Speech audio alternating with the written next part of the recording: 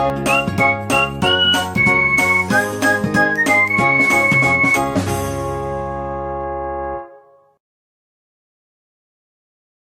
Everyone, welcome to my channel Medico Prime Education. तो आज हमारा जो लेक्चर है, लेक्चर नंबर 3, इसमें हम लोग मोस्टली क्या बात करेंगे, generation and conduction of the nerve impulse. और दूसरा हमारा टॉपिक रहेगा साइनेप्स। ठीक है, दोनों के बीच में किस तरह से कनेक्शन होता है, दो न्यूरॉन है आपस के, न्यूरॉन के अंदर और बिटवीन द न्यूरॉन। ठीक है, तो देखो मेरा एक लेक्चर आया हुआ है जिसमें हम लोग generation and conduction of nerve impulse के बारे में बात। ठीक है, उसमें डिटेल मैंने बताया है generation and conduction of nerve impulse. ठीक है, तो यार वो चीज, वही चीज मैं यहाँ पर नहीं बताऊंगा। इससे बढ़िया है आप वहां जाके देख लें। ठीक है, वहां पे मैं ये वीडियो के डिस्क्रिप्शन में मैं उसका लिंक डाल दूंगा, आप लोग देख सकते हैं। ठीक है, तो वो चीज मैं डिस्कस कर दिया हूँ, और आज कुछ कुछ जो पार्ट है वो आज मैं थोड़ा सा डिस्कस करूंगा उसमें। ठीक है, जो चीज आप लोग वहां पर, तो प्लीज आप लोग वहां पहले जाइए, एक बार उसको देख के आइए। ठीक है, और एक बार मैं गारंटी लेता हूँ कि आप वहां जाने के बाद जरूर समझ में आ जाएगा। मतलब इतना बेहतरीन तरीका और बेहतरीन ट्रिक से मैं समझाया हूँ। ठीक है, ऐसा कहीं नहीं मिलेगा आपको। पहले तो नॉर्मल कॉन्सेप्ट डिस्कस किया हूँ उसमें। ठीक है, जो बेसिक कॉन्सेप्ट होता है जिसको उसको समझने के लिए, उसके बाद मैं सारा प्रोसेस समझाया हूँ। ठीक है, आई बात समझ में?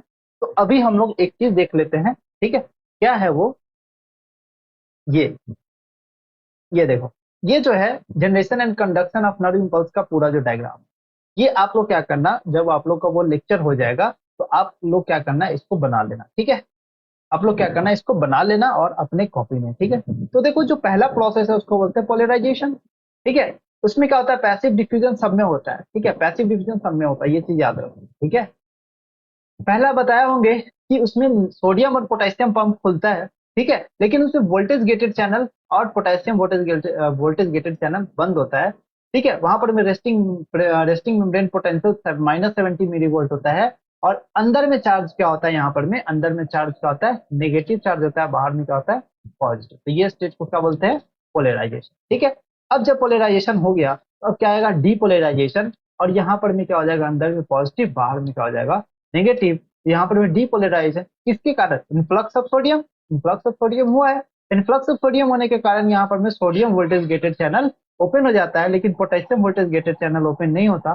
ठीक है, और यहाँ पर में एक्शन पोटेंशियल बढ़ के कितना हो जाता है, 32 + 40 + 40 मिली वोल्ट। और यहाँ पर में अंदर में क्या होता है, पॉजिटिव होता है चार्ज। ठीक है, किस तरह से चार्ज पॉजिटिव होता है और सारा चीज मैं डिस्कस किया हूँ उसमें, जाके एक बार प्लीज जाके देख लेना, आपको जरूर समझ आएगा गारंटी। ठीक है, अब देखो रिपोलराइज, अब नॉर्मल स्टेट में आ रहा है। ठीक है, तो नॉर्मल स्टेट में सोडियम पोटेशियम पंप भी ओपन होगा, क्योंकि नॉर्मली सोडियम बाहर जाएगा, पोटेशियम अंदर आएगा। ठीक है, इस तरह से अब क्या होगा, एक्सेसिव पोटेशियम अंदर, तो नहीं, पोटेशियम का ई फ्लक्स हो गया। ठीक है, पोटेशियम बाहर यहाँ पर मिल जाएगा, पोटेशियम ई फ्लक्स हो जाएगा, ताकि नॉर्मल जो स्टेट था वो मेंटेन हो सके। कितना था, -70 मिली वोल्ट। तो यहाँ पर में अंदर फिर से क्या हो जाएगा, अगर बात करें तो यहाँ पर फिर से अंदर में नेगेटिव हो जाएगा, बाहर में पॉजिटिव हो जाएगा। तो ये स्टेट को क्या बोलते हैं, रिपोलराइजेशन। अब देखो, अब मान लो ज्यादा देर तक potassium voltage gated channel open ही रह गया, और पोटेशियम वोल्टेज जिसके कारण पोटेंशियल जो वैल्यू होता है पोटेंशियल का, वो और ज्यादा माइनस नेगेटिव में चला जाएगा। ठीक है, तो ये यहाँ पर में और ज्यादा नेगेटिव हो गया, अंदर में और ज्यादा नेगेटिव हो गया, अंदर में और ज्यादा नेगेटिव हो गया, और उसको, और इस प्रोसेस और इस फेज को क्या बोलते हैं, हाइपर पोलराइजेशन। ठीक है, तो ये स्टेप चलता है ना। चलिए, तो अब हम लोग देख लिए हैं कि कंडक्शन ऑफ नर्व इम्पल्स किस तरह से हुआ, किस तरह से कंडक्शन हुआ, between the in the axon. अब बिटवीन द नर्व के बीच में, बिटवीन द न्यूरॉन के बीच में किस तरह से जाता है, वो हम लोग डिस्कस करते हैं। और यहाँ पर मैं बात करते हैं ट्रांसमिशन का। देखो, जनरेशन, कंडक्शन और ट्रांसमिशन दोनों अलग अलग चीज है, अलग अलग बातें हैं। ठीक है, एक मिनट मैं वो चीज दिखा देता हूँ आप लोग को, कहाँ था। देखो, एक चीज याद रखो कि कंडक्शन, कंडक्शन किस में होता है, एक्सॉन में। ठीक है, जनरेशन किस में होता है, एक्सॉन हिलॉक में जनरेशन होता है। ठीक है, और जनरेशन इसमें हो गया। और ट्रांसमिशन किस में होता है, साइनेप्स में। ठीक है, ट्रांसमिशन किस में होता है, साइनेप्स, है ना। चलो, तो देख लो, साइनेप्स की पहले बात करते हैं, जहां पे नर्व का ट्रांसमिशन होता है। ठीक है, the nerve impulse is transmitted from one neuron to the another neuron through the junction called synapse. Synapse एक तरह का जंक्शन बनता है इस तरह से, जो जंक्शन इसको बोलते हैं साइनेप्स, दो न्यूरॉन के बीच में। ये जो साइनेप्स बनता है, membranes of the pre synaptic neuron, ये जो पहला जो न्यूरॉन है उसको बोलते हैं प्री साइनेप्टिक न्यूरॉन, और जो दूसरा न्यूरॉन है उसको बोलते हैं पोस्ट साइनेप्टिक न्यूरॉन। तो दोनों का जो मेम्ब्रेन होता है ना, उस दोनों के मेम्ब्रेन के बीच में और उस दोनों का जो गैप बनता है उसको गैप को क्या बोलते हैं, साइनेप्टिक क्लेफ्ट बोलते हैं। ठीक है, साइनेप्टिक क्लेफ्ट बोलते हैं। तो इस तरह से साइनेप्स का मतलब समझ आ गया। ठीक है, तो देखो साइनेप्स का जब मतलब समझ में आता है तो ये एनसीईआरटी का डायग्राम भी मुझे समझ में आ जाता है। मैंने बता था जो एक्सॉन टर्मिनल होता है, जो एक्सॉन टर्मिनल होता है, देखो जो एक्सॉन टर्मिनल हुआ तो ये जो मेम्ब्रेन है इसको बोलते हैं प्री साइनेप्टिक मेम्ब्रेन। इस मेम्ब्रेन को क्या बोलते हैं, प्री साइनेप्टिक मेम्ब्रेन। ठीक है, इसको क्या बोलते हैं, प्री साइनेप्टिक मेम्ब्रेन। मतलब ये किसका टर्मिनल, एक्सॉन का टर्मिनल है। ठीक है, किसका टर्मिनल है, एक्सॉन का टर्मिनल है। अब देखो, अब ये है डेंड्राइट। ठीक है, दूसरे न्यूरॉन का डेंड्राइट है। मतलब क्या बोल सकते हैं, किसका न्यूरॉन का डेंड्राइट है, ये किसका न्यूरॉन का डेंड्राइट है, ये दूसरे न्यूरॉन का डेंड्राइट है। ठीक है, ये दूसरे न्यूरॉन का डेंड्राइट है। यहाँ पर में रिसेप्टर्स लगा होता है। ठीक है, ये डेंड्रॉन का मेम्ब्रेन है जिसको बोलते हैं पोस्ट साइनेप्टिक मेम्ब्रेन। ठीक है, डेंड्रॉन का मेम्ब्रेन है। इस तरह से डायग्राम आपको बनाना है ये। ठीक है, रफ में बना लेना इस तरह से। ठीक, इस तरह से बना लेना। ये एक्सॉन टर्मिनल हो गया, यहाँ पर में वेसाइकल्स है। ठीक है, ये साइनेप्टिक वेसाइकल्स है जिसमें भरा होता है न्यूरो। ठीक है, या तो एक्साइटेटरी होगा या इनहिबिटरी होगा, ये पे डिपेंड करता है। ठीक है, साइनेप्टिक वेसाइकल्स के अंदर में। और ये जो गैप हम लोग देख रहे हैं इसको बोलते हैं साइनेप्टिक क्लेफ्ट। ठीक है, और ये सारे को मिला के क्या बोलेंगे, साइनेप्स। ठीक है, साइनेप्स में पोस्ट साइनेप्टिक मेम्ब्रेन आ गया, साइनेप्टिक क्लेफ्ट आ गया, और पोस्ट साइनेप्टिक मेम्ब्रेन आ गया, प्री साइनेप्टिक, साइनेप्टिक क्लेफ्ट और पोस्ट साइनेप्टिक। है ना, क्लियर है। ठीक है, तो देखो अब हम लोग देखते हैं कि अब जब हम लोग ये देख लेते हैं तो अब हम लोग डिफरेंस देख लेते हैं। या तो केमिकल साइनेप्स होगा, इलेक्ट्रिकल साइनेप्स। इलेक्ट्रिकली होगा तो मतलब उसमें किस तरह का नर्व नर्व इम्पल्स जाएगा, नर्व इम्पल्स जाएगा। मतलब देखो कि इलेक्ट्रिकल साइनेप्स के बीच में होगा डायरेक्ट कनेक्शन होता है। ठीक है, यहाँ पर में न्यूरो ही नहीं होता, लेकिन यहाँ पर में न्यूरो जो केमिकल होता है वो केमिकल स्टिमुलेट होता है, और ये केमिकल यहाँ जाके फ्यूज कर जाता है इसके मेम्ब्रेन पे, और यहाँ पर में फ्यूज करके यहाँ पर में जाता है। लेकिन यहाँ पे फ्यूजन कुछ नहीं होता, डायरेक्ट ही चला जाता है। ठीक है ना। तो देखो इसमें कुछ प्रॉपर्टी है। ठीक है, ये प्रॉपर्टी बहुत इंपॉर्टेंट है केमिकल साइनेप्स और इलेक्ट्रिकल साइनेप्स के बारे में। है ना, तो कंडक्शन बोलते हैं कि इसका कंडक्शन क्या होता है, फास्ट होता है इलेक्ट्रिकल का, और केमिकल का कंडक्शन क्या होता है, स्लो होता है। ठीक है, साइनेप्टिक क्लेफ्ट। अब देखो इसके बीच में जो ये क्लेफ्ट होता है, ये क्लेफ्ट का दूरी बहुत कम होगा, बहुत कम होगा दूरी। लेकिन इसका जो दूरी होगा ये ज्यादा होगा। ठीक है, थोड़ा सा ज्यादा होगा, 20 नैनोमीटर से ज्यादा होता है। न्यूरो इसमें एबसेंट होगा। इसमें न्यूरो तो होगा नहीं क्योंकि डायरेक्ट कनेक्शन है, लेकिन इसमें न्यूरो होगा। ऑकरेंस बाय बॉडी, बॉडी में कैसे होगा, ये हमारे बॉडी में रेयर होता है, इलेक्ट्रिकल रेयर होता है। मोस्ट कॉमन जो होता है वो केमिकल होता है। मोस्ट कॉमन कौन सा होता है हमारे बॉडी में, केमिकल होता है। ठीक है, तो समझ आ गई बात। देखो यहाँ पर मैं साइनेप्टिक डिले की बात कर, देखो साइनेप्स में डिले होना बहुत इंपॉर्टेंट है। ठीक है, ये नेसेसरी होता है conduction of signal across the synapse. ठीक है, बहुत नेसेसरी होता है। तो ये नेसेसरी किसमें होता है, हमारे बॉडी में जो कॉमन होता है, कॉमनली किसमें होता है, प्रेजेंट होता है हमारे बॉडी में। ठीक है, मोस्ट कॉमन होता है, और इसमें साइनेप्टिक डिले प्रेजेंट होता है। ठीक है, इसका ब्लॉकिंग कंट्रोल नहीं किया जाता, लेकिन ये इसका जो जो होता है वो से इसका ब्लॉकिंग कंट्रोल किया जा सकता है। ठीक है, तो ये कुछ पॉइंट है इसके बारे में जो हम लोग याद कर सकते हैं इसमें। ठीक है, तो इसको आप लिख ले। अब क्या लिखना है ये देख, ये हो गया पूरा चीज आपका।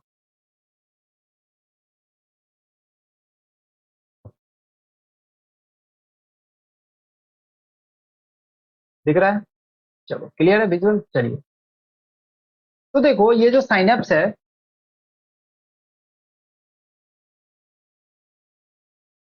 ये जो साइनेप्स है इसको junction between the two neurons where the information is transferred from one neuron to another neuron. ये चीज वहां पर भी लिखा है, अगर डायरेक्ट आप इसको लिख लेते तो वही आपका बात बन जाएगा। ठीक है, तो ये साइनेप्स किस तरह का बनता है, तो दो तरह का साइनेप्स बनता है। केमिकल साइनेप्स के बारे में हम लोग बेसिकली ज्यादा स्टडी करते हैं। ठीक है, तो ये सारा चीज मैं आपको बता दिया हूँ। अब मैं कुछ ट्रांसमिशन का प्रोसेस बता रहा हूँ। ठीक है, जो ट्रांसमिशन का जो प्रोसेस है ना, देखो किस तरह से होता है।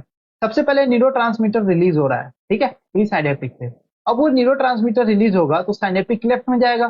ठीक है, साइनेप्टिक क्लेफ्ट में पोस्ट साइनेप्टिक मेम्ब्रेन से जाके फ्यूज हो जाता है। पोस्ट साइनेप्टिक मेम्ब्रेन में होता है लाइगेंड गेटेड चैनल।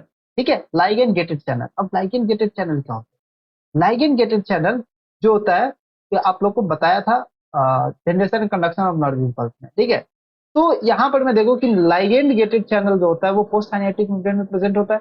ठीक है, अब ये क्या करता है, ये जनरेट करता है पोस्ट साइनेप्टिक पोटेंशियल, मतलब पोस्ट साइनेप्टिक पोटेंशियल जनरेट करता है पीएसपी। ठीक है, अब ये पीएसपी एक्साइटेटरी होगा, तो उसको शॉर्ट में क्या बोलते हैं, ईपीएसपी और आईपीएसपी। क्या बोलते हैं, ईपीएसपी और आईपीएसपी। तो एक्साइटेटरी पोस्ट साइनेप्टिक पोटेंशियल जो होता है वो जनरेट होता है एक्साइटेटरी साइनेप्स की तरफ। ठीक है, तो साइनेप्स क्या होता था, इनिबिटरी और एक्साइटेटरी कैसे होता है, वो एक तरह का जो पोटेंशियल होता है ना, excitatory synaptic post synaptic potential generate होता है, जिसके कारण sodium ligand gated channel open होगा तो एक्साइटेटरी होगा, अगर chloride ligand gated channel open होगा तो इनिबिटरी होगा। सिंपल सी बात है। ठीक है, तो डीपोलराइजेशन के समय हम लोग को एक्साइटेटरी कब होगा, डीपोलराइजेशन के समय। हाइपर पोलराइजेशन के समय इनिबिटरी हो जाएगा, क्योंकि वहां पर में क्लोराइड चैनल ओपन हो जाता है। ठीक है, सोडियम गेटेड चैनल ओपन नहीं होता, इसीलिए मैं थोड़ा यहाँ पर मैं इसको डिस्कस किया हूँ अभी इस वीडियो में, कि यहाँ पर मैं देखो कि सोडियम वोल्टेज गेटेड चैनल यहाँ पर में ओपन नहीं होता है। ठीक है, सोडियम वोल्टेज गेटेड चैनल, आई बात समझ में। तो यहाँ पर में sodium voltage gated channel open नहीं होता, जिसके कारण हाइपर पोलराइजेशन हो जाता है, और डीपोलराइजेशन क्या होता है, यहाँ पे sodium voltage gated channel ligand ligand gated channel यहाँ पे ओपन होता है। ठीक है, आई बात समझ में। तो ये बात समझ में आ गई। चलिए, तो क्वेश्चन यहीं से बनता है। ठीक है, चलो, इलेक्ट्रिकल साइनेप्स के बारे में सारा चीज बता दिया। ब्लॉकिंग किससे कंट्रोल होता है, ब्लॉकिंग कंट्रोल नहीं किया जा सकता, इलेक्ट्रिकल साइनेप्स डिले नहीं होता, साइनेप्टिक डिले नहीं होता, और न्यूरोट्रांसमीटर भी नहीं होता। ठीक है, चलो, तो स्टिमुलेटरी कौन होता है, इनहिबिटरी कौन होता है, ये भी चीज मैंने डिस्कस कर दिया न्यूरोट्रांसमीटर का। चलो, ये चीज डिस्कस हो गया। अब एक टॉपिक आता है मेनिंजिंग। तो हम लोग स्टार्ट कर देते हैं सेंट्रल नर्वस सिस्टम। ठीक है, अब जितना भी जो छोटा छोटा पार्ट था वो सब चीज खत्म हो गया। ठीक है, अब हम लोग जो मेन पार्ट है चैप्टर सेंट्रल नर्वस सिस्टम के बारे में। ठीक है, सेंट्रल नर्वस सिस्टम में दो पार्ट है, ब्रेन और स्पाइनल कॉर्ड। ठीक है, तो पहला पॉइंट लिखो कि जो ब्रेन का डेवलपमेंट है सेंट्रल नर्वस सिस्टम से क्या होता है, दूसरा तो ब्रेन और दूसरा स्पाइनल कॉर्ड। जब 2 साल का बच्चा होता है, जो 2 साल का हो जाता है, तो उस समय 70 to 80% ब्रेन डेवलप हो गया रहता है, और 6 साल तक आते आते 100% ब्रेन का डेवलपमेंट हो गया रहता है। ठीक है, लेकिन स्पाइनल कॉर्ड का जो डेवलपमेंट होता है वो 4 से 5 साल तक ही 100% डेवलपमेंट हो जाता है। ठीक है, वेट की बात कर लेते हैं। वेट होता है मेल में 1400 ग्राम, लेकिन फीमेल में 1250 ग्राम होता है। कम होता है दिमाग, ठीक है, लेकिन सबसे ज्यादा वही टॉप होता है। चलो, तो पोजीशन, मजाक में बात बोल रहा हूँ, don't take serious. Okay, just let's continue our lecture. So brain is the well protected by the cranial box. Brain, अब पोजीशन क्या होता है ब्रेन का, ब्रेन एक क्रेनियल बॉक्स में होता है। ठीक है, ये देखो, ये जो हमें नहीं दिख रहा है ना, ये क्रेनियल बॉक्स है। ठीक है, जो बोन्स का बना होता है। ठीक है, क्रेनियल बोन्स होता है। कौन कौन सा क्रेनियल बोन्स स्केलेटन सिस्टम में पढ़ेंगे हम लोग, बहुत जानदार होने वाला है। एक एक बोन्स याद होने वाला है, एक एक ज्वाइंट याद होने वाला है, तो बने रहना चैनल पे। ठीक है, उससे बाहर कुछ भी नहीं आता है ना। तो पोजीशन देख लो इस तरह से। ठीक है, आ गई बात समझ में। ये सब जनरल सी बात है, दिमाग में रहे तो ठीक है, नहीं रहे तो फिर भी ठीक है। और खैर ये बात तो दिमाग में रह ही जाएगी। ठीक है, चलो, अब इसी में जो मोस्ट इंपॉर्टेंट पॉइंट है उसको बोलते हैं मेनिंजीज। ठीक है, मेनिंजीज या मेनिक्स बोलते हैं। ठीक है, अब देखो, सबसे पहला जो हमारा जो पूरा खोपड़ी है उसमें ऊपर प्रेजेंट होता है हेयर। ठीक है, इस पे जो स्किन प्रेजेंट होता है, ठीक है, इसमें भी लेयर होता है अंदर में, वो लेयर अभी नहीं पढ़ना है इतना। इसमें प्रेजेंट होता है हेयर। ठीक है, इस तरह से। तो ये जो लेयर है ना, इसी को हम लोग जूम करके यहाँ पर हम देख रहे हैं। ये जो लेयर है हम लोग को इसी को जूम करके देख रहे हैं। ठीक है, इसको जूम करके देखते हैं तो मेनिंजीज हमें लेयर देखने को मिलता है। और ये लेयर क्या क्या मिलता है, सबसे पहले तो बोन्स मिलता है, उसके अंदर में एक प्रेजेंट होता है डूरा मैटर, उसके अंदर में प्रेजेंट होता है अरेक्नोइड मैटर। ठीक है, उसके अंदर में प्रेजेंट होता है पाया मैटर। ठीक है, देखो, अरेक्नोइड मैटर और पाया मैटर के बीच में स्पेस प्रेजेंट होता है, उसको बोलते हैं सब अरेक्नोइड स्पेस। क्या बोलते हैं उसको, सब अरेक्नोइड स्पेस। ठीक है, और जो ड्यूरा मैटर प्रेजेंट होता है और अरेक्नोइड मैटर प्रेजेंट है, उसको बोलते हैं सब ड्यूरल स्पेस। ठीक है, देखो यहाँ, अब इसको तुम्हें बनाना है। ठीक है, अब इसे तुम्हें लिखना है कि जो ड्यूरा मैटर होता है ये टफ कवरिंग होता है। ठीक है, जो व्हाइट फाइब्रस कनेक्टिव टिश्यू का बना होता है। ठीक है, ड्यूरा मैटर बाहर वाला, ये जो आउटर है। ठीक है, ये आउटर है, ये मिडिल है, और ये इनर है। ठीक है, यहाँ लिखा हुआ है। ठीक है, तो ये हम लोग आउटर से इनर की तरफ बात कर रहे हैं, आउटर से इनर की तरफ बात कर रहे हैं। ठीक है, तो इनर जो लेयर है, मिडिल जो लेयर है, उसको बोलते हैं अरेक्नोइड। ये थिन होता है और डेलिकेट लेयर होता है। और मोस्ट इंपॉर्टेंट क्या पता है, ये सिर्फ मैमल्स में पाया जाता है। ये मोस्ट इंपॉर्टेंट क्या बोल सकते हैं, ये सिर्फ मैमल्स में पाया जाता है। ठीक है, और दूसरा तीसरा जो लेयर है इसको बोलते हैं पाया मैटर, जो मोस्ट इनर लेयर है और जो कि हाईली वैस्कुलर है। ठीक है, लॉट्स ऑफ ब्लड कैपिलरी से प्रेजेंट होता है। और ये प्रिमली अटैच होता है ब्लड टिश्यू से, ब्रेन टिश्यू से अटैच होता है। ठीक है, मतलब ये जो ब्रेन है हमारा पूरा, ये जो ब्रेन है, ठीक है, देखो ब्रेन बनाना सीख लो इस तरह से। ठीक है, इस